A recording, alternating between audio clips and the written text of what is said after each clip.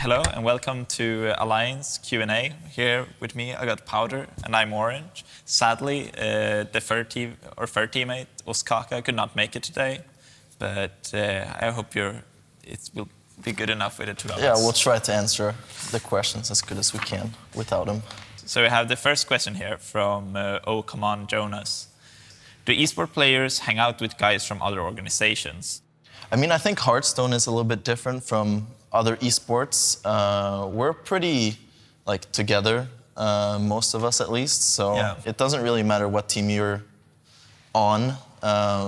We go all together and we eat and have fun at events and stuff like that. So yeah, I mean, we definitely do. Yeah. I think it's a different environment for the Hearthstone players, whereas most in other esports, people stay with their team. But yeah. At events, at least, we hang out, all of us together. Outside of events, I know that I meet some people from other teams, just like in my everyday life, but not as often as I do during events. Depends on where you live and if people live close to you and stuff like that. So. Yeah, exactly. Second question. Deity Blade. Who is the best Hearthstone player in the world? I mean... I'm sitting right here. I think we're all a little bit biased, but I think Hearthstone, it's kind of hard to say there's one specific guy who's the best. Yeah.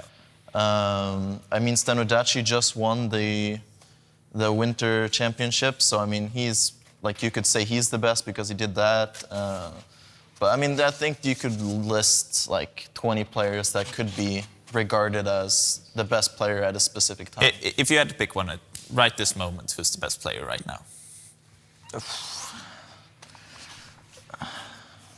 It's a hard question. I don't know. I actually don't know who I would say. I have no idea. Okay. Do you have someone you would say? I'd probably still pick Sixo. I thought he was the best by quite a lot some time ago, and I'd still say it's probably the best, but I'm not as certain anymore. I also think that Pavel is up there, winning the World Championship and then qualify for the Winter Championship right afterwards. And there's a bunch of players that, just as you say, could be the best player in the world, but it's really, really hard to pin down one best player. For sure. All right, so next question from Snipe TV. All of you guys are going to represent Sweden in HGG. What teams there do you think will be the hardest to beat?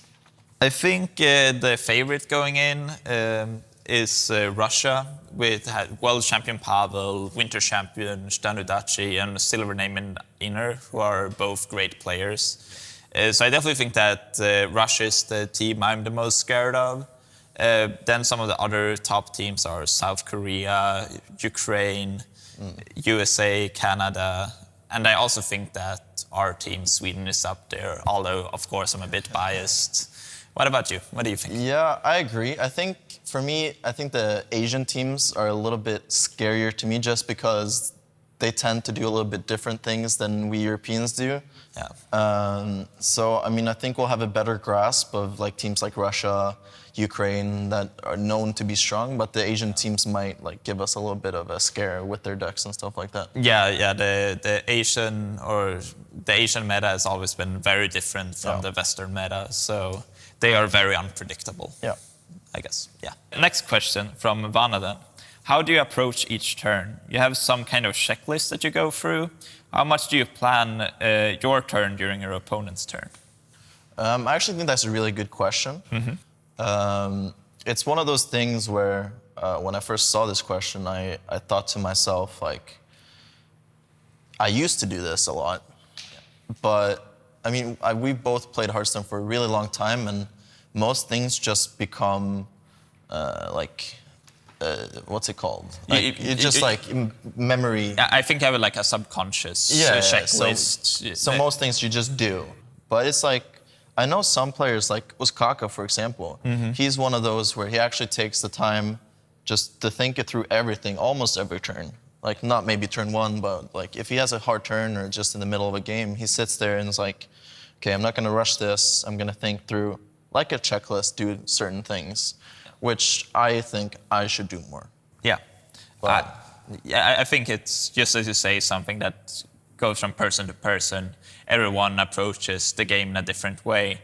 I even know some players that like have an actual physical checklist, like on their notepad, that they cross off on every turn.